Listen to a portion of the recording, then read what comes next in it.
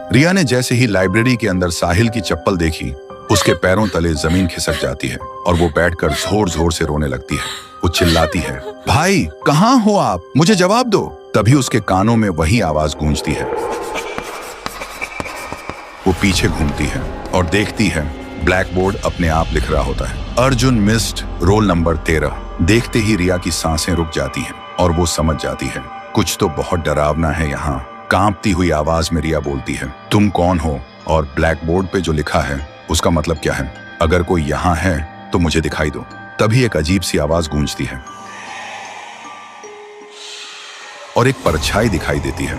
एक लड़का school uniform में, उसकी आंखों में सिर्फ दर्द। वो कहता है, सब मुझे भूल गए। रिया पूछती है, तुम कौन हो और चाहते क्या हो? परछाई बोलती है, मैं हूँ अर्जुन, मिस्ड रोल नंबर 13। आज से 5 साल पहले की बात है। मैं बचपन से अनाथ था। मेरे मम्मी पापा मुझे अकेला छोड़कर चले गए थे। एक दिन क्लास के सब बच्चे मुझे कालुआ कालुआ कहकर चिढ़ाने लगे। मैं काला था, इसलिए मैं रोता हुआ लाइब्रेरी की तरफ भागा और जब मैं लाइब्रेरी में घुसने ही वाला था तभी देखा मैडम और एक डॉक्टर किसी अजीब चीज के बारे में बात कर रहे थे और तभी किसी ने मुझे पीछे से जोर से मारा। मेरी आंखों के सामने अंधेरा छा गया। जब मेरी आंखें खुली तो देखा मैं लाइब्रेरी के अंदर टेबल पर पड़ा था। डॉक्टर और मैडम भी वहां थे। मैं चिल्लाने की कोशिश कर रहा था लेकिन न चिल्ला पा रहा था न हिल पा रहा था। तभी मुझे पता चला ये लोग स्कूल के बच्चों को किडनैप करके उनके ऑर्गन्स निकालते हैं और उन्हें बेच देते हैं। फिर उसी दिन मैडम ने प्रिंसिपल के सामने कुछ बहाना बनाकर लाइब्रेरी को हमेशा के लिए बंद करवा दिया। गांव वालों के सामने मुझे मिसिंग बता दिया गया। तब से मेरी रूह इसी लाइब्रेरी में भटक रही है और हर रात 12 बजे घंटी बजाता हूँ,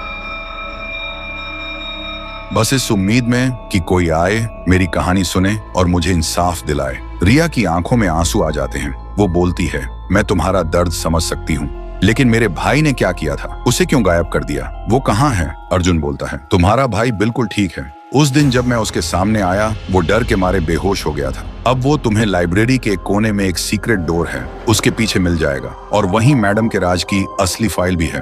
अगली सुबह रिया और साहिल गांव के लोगों के सामने आते हैं। साहिल को जिंदा देखकर सब लोग हैरान हो जाते हैं। रिया वो फाइल सबके सामने रखती है जिसमें मैडम का हर काला सच साफ साफ लिखा था। कुछ देर बाद पुलिस आती है और जो भी लोग इस राज के पीछे थे सबको गिरफ्तार कर लेती है और अर्जुन, उसे अब इंसाफ मिल चुका होता है। उसकी रूह धुआं की तरह हवा में गुम हो जाती है। तो दोस्तों, अगर आपको ये कहानी पसंद आई हो और आगे भी ऐसी हॉरर सीरीज चाहिए हो तो कमेंट करो